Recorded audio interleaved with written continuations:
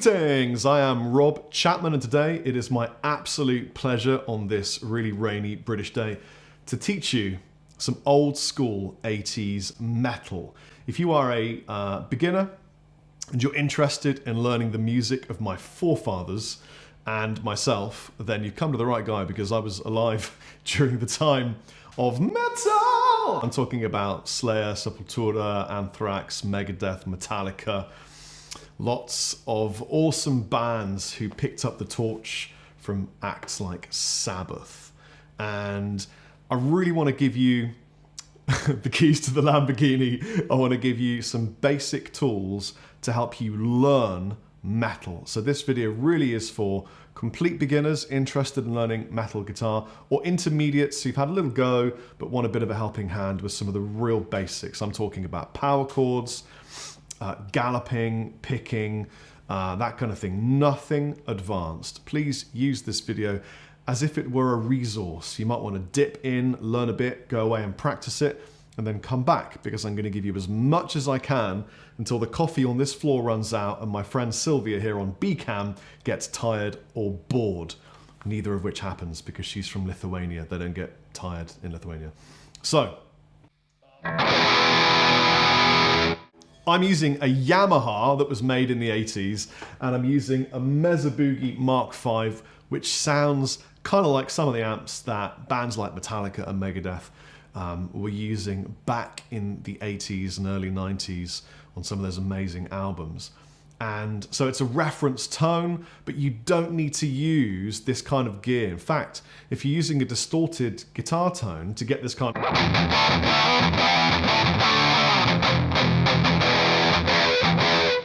When you use distortion, you'll find that it really covers up lots of the sound, and basically you can get away with using really affordable gear nowadays.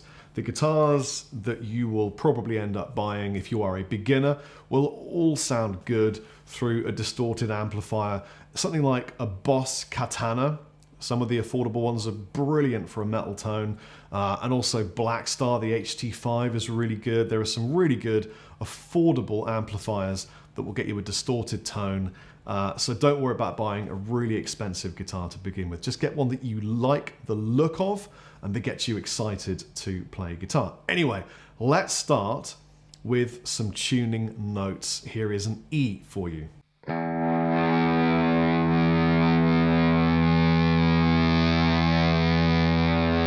Here's an A.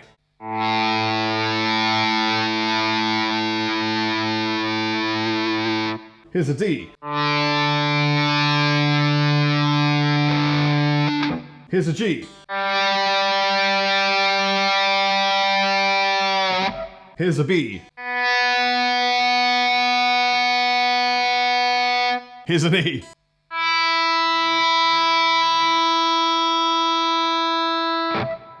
Those are your tuning notes, but of course it might be easier for you to use a great tuning pedal. I'd recommend one of the Boss TU pedals, because they're really, really hardcore. If you buy one now and you start learning guitar now, you'll probably have it by the time you are 44 like me. And they're indestructible, basically. So let's start with the most simple, basic premise of playing metal guitar. And that is, the guitarist in a metal band is part of the percussive rhythm element of the band. You're not just playing open chords and letting things float over the rhythm section, you're actually involved in the rhythm. So you're going to be doing a lot of...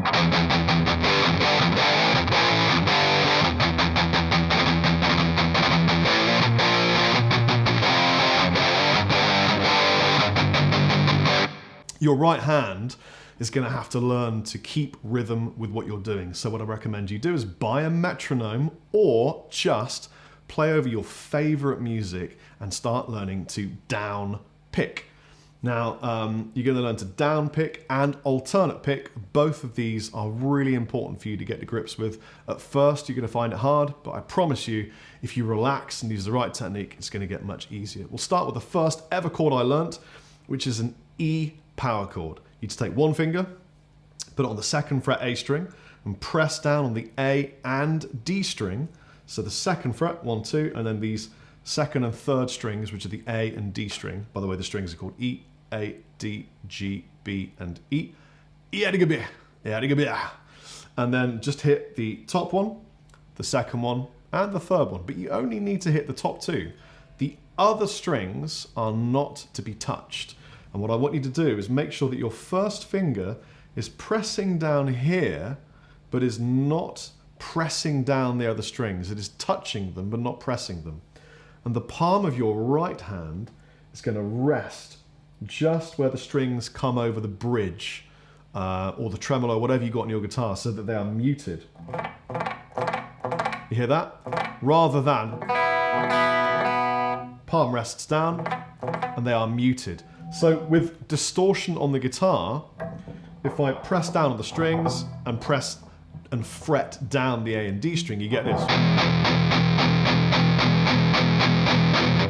If I don't use my palm to mute or gently touch the strings that come over this bridge area here, instead it would sound like this.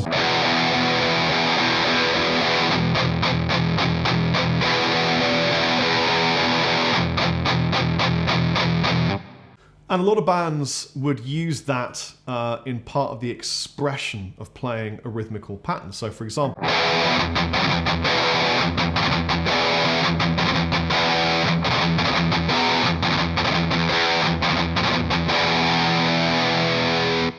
you can hear that I'm letting it out and then muting it and then letting it out and then muting it. So it's important to practice the mute and practice letting the chord be open. So open chord, palm muted chord. And this is an E power chord, or an E5, we also call this. The reason it's called an E5 is because we've got the first note of an E major scale and the fifth note.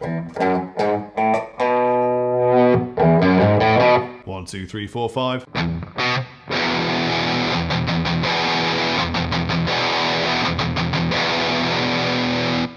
I'd like you to practice with me. So imagine that you're starting your day, you want to practice some guitar, we're going to do some chugging together or some power chord work with this E chord. Simply follow exactly what I'm doing and see if you can copy it. If you get stuck, pause, review the video and play it again. See if you can keep up with me. We're just going to go 1, 2, 3, 4. Ready? 1, 2, 3, 4.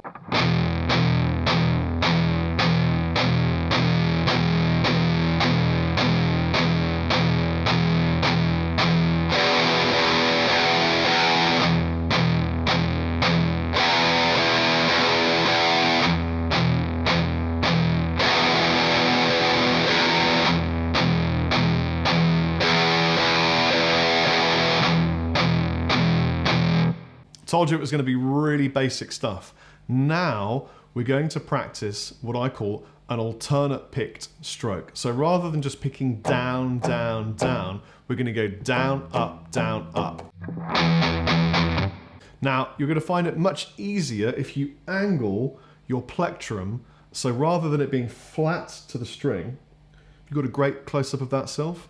Rather than it being flat on the string, you're going to angle it down so it slices through the string, and use your wrist and your first finger and thumb to move the plectrum, whatever pick you've got, through the string. So rather than going, I want you to go like that. And we're going to mix up the downstroke and the alternate picked stroke. Alternate picking will allow you to be really fast as you progress through playing guitar. So here is some alternate picking sounds.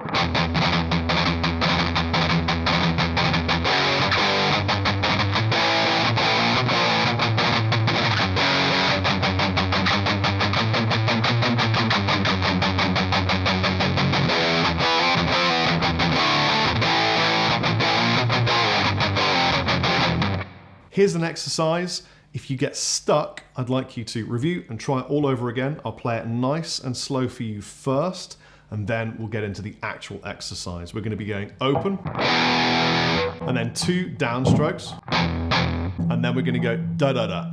1, 2, 3 with alternate. Like that. And then down, down, down, up, down. Down, up, down, up. So the pattern should sound like this.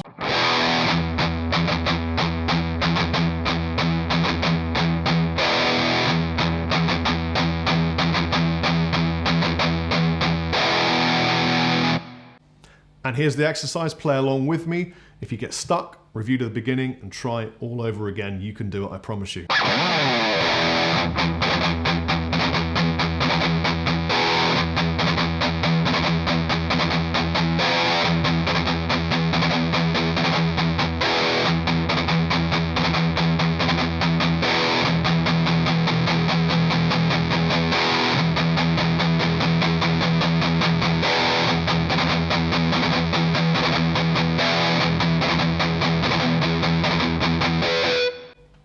Okay, let's move on to another chord shape. We're going to be taking this idea of a 1 and a 5 from a scale, and at the moment this 1, the first note, the E, is being played by the nut at the end of our guitar. So rather than it being the nut, it could be your first finger.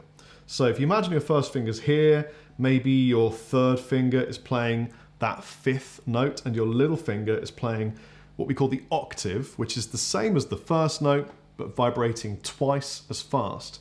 And then slide that along, you've got what we call in the industry a power chord. Power chords are great, and they sound like this.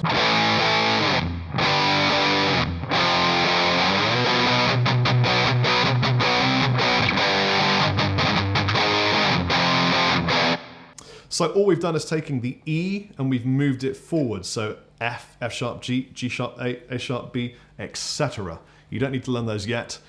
I didn't for at least a year when I started playing metal guitar as a dirty young man. Let's play this chord on G. And we're going to go between the E chord that we played and this new G chord. To begin with though, let's just practice getting the fingering. So you want your thumb down the back of the neck and you want your wrist to be sunk. If you don't have your wrist sunk, you're going to find it really hard to play all the notes in the chord and get it accurate. So first finger is on the 3rd fret of the E string. My 3rd finger is on the 5th fret of the A string. And my little finger is underneath it on the D string, also on the 5th fret. I'm only playing these 3 notes. The other notes are touched by the first finger and therefore they're muted. You hear that? They're all touched but not fretted down. If I fret them down, you get this. We don't want that. We want that stuck noise. And my palm is going to mute again, so you get this. And of course you can go muted or open.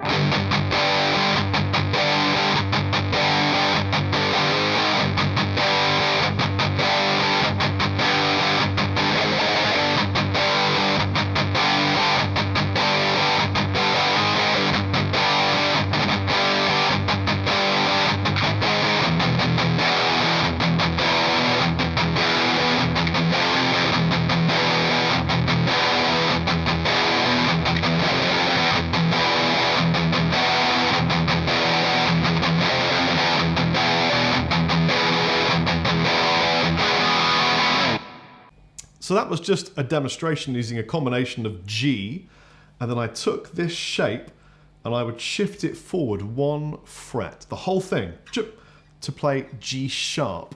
And then I was playing an E, and then I was going 1 fret up from E to play an F power chord. So really it was 4 chords, but these were small changes. You could just play G and E. So here's an exercise just playing G and E. First, nice and slow, and then I'm going to speed it up for you.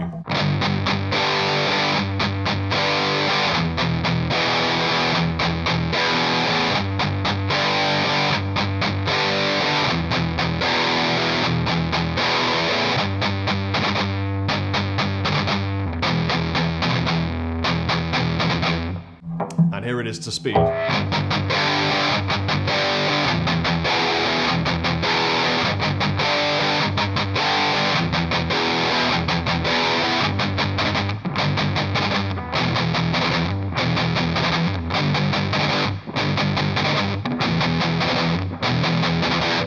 Now you might notice that I've stopped the sound.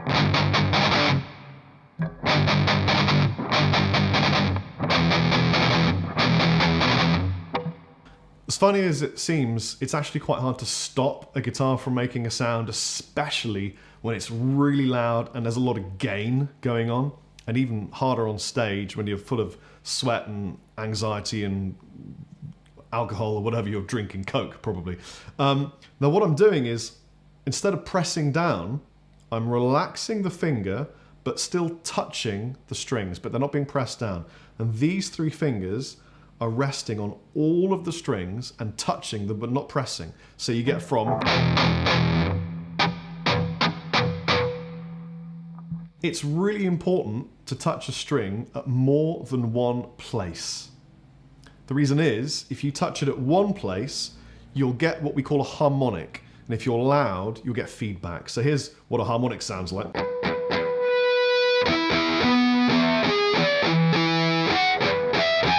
Anywhere I touch with one finger, with distortion, I'll get a harmonic. Hear that note? So if I've got one here, if I touch it with two fingers, it disappears. One finger, two fingers. It's muted. So when you want to kill a chord, you have to use more than one finger. And with the G chord I showed you, to do the same thing, I just relax it and put that second finger down. I call it bouncing. So to play it, you press, and to kill the chord, you relax. It's like you're bouncing to play it.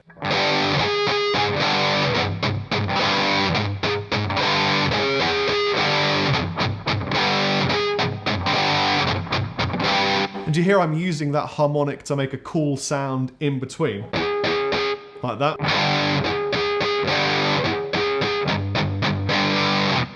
You can use harmonics, and we do a lot in metal. There's a great song called Tornado of Souls by Megadeth that uses harmonics in the intro, if you want to listen to that. So, let me give you one more exercise where you move a power chord through a scale to give you cool options for writing metal music. So we're playing in the key of E. Don't worry about theory, I'm not going to give you lots of theory, I'm just going to give you some options. Here is a really simple scale.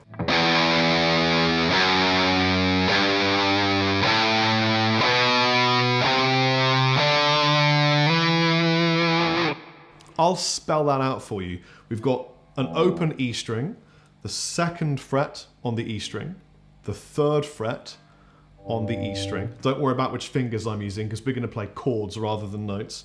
And then I'm playing the fifth fret on the E string, second fret on the A string, third fret on the A string, fifth fret A string, and then seventh fret A string. That scale is an E minor scale. But rather than playing it with individual notes, I could use power chords.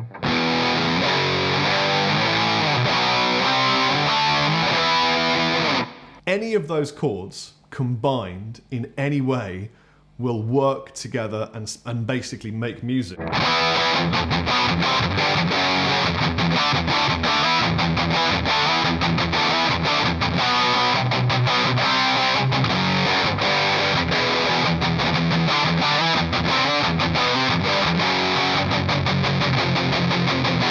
And also all of the notes in between, because metal really has no rules. No rules, Sylvia. 0 rules. It's important to have no rules in metal, okay? So it's cool to learn scales, learn all of the theory that you can, get it all in your head, and then discard the bits that you no longer require. Frank Zappa said that. He was more metal than Black Sabbath. So what you may have noticed is that when I played the power chord on the A string, so I'm playing the whole chord like we did the G, but everything is down one string, and I'm playing here, I'm still playing that down note on the E string. Because we're in the key of E, the E note works. So I could play the 7th fret note. That's a whole chord. But I can still play the E string open, like this.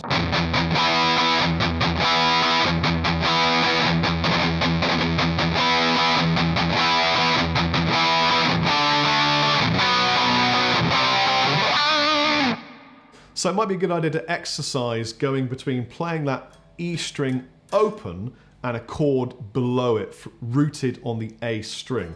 So here's an exercise.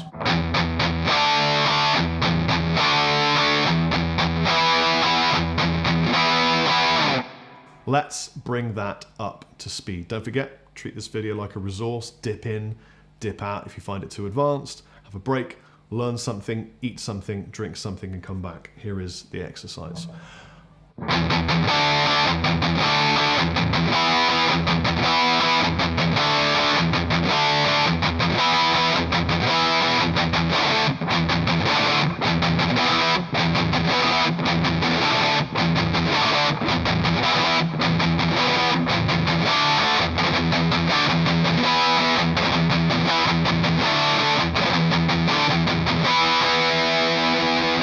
There's a whole combination of open, muted, galloping with the up and down, the alternate picking, and just straight down strokes.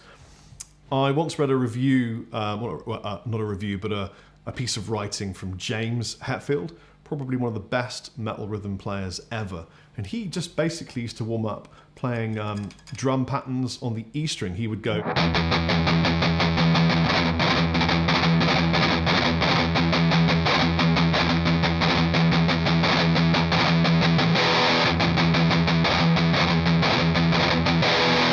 just getting his right arm limber and practiced and ready for unleashing the fury. So I hope you have enjoyed the majority of this really basic lesson on power chords and early metal styles. What I want you to take away from this is if you learn a scale, you can play that scale with power chords and the notes will fit together, and before you know it, you'll find loads of your favorite metal tunes in these scales. My advice to you is to learn the pentatonic scale next. So if you learn a pentatonic scale, you can then play chords on that. That sounds really, really, really cool. It's a great, great sound. Enjoy playing metal, keep it real, keep it good. I've been Rob Chapman. Please press the subscribe button wherever it is. It's here now, apparently. Thank yourself. And thumbs up for 80s metal yellow Yamaha guitars. Chappers considerably out.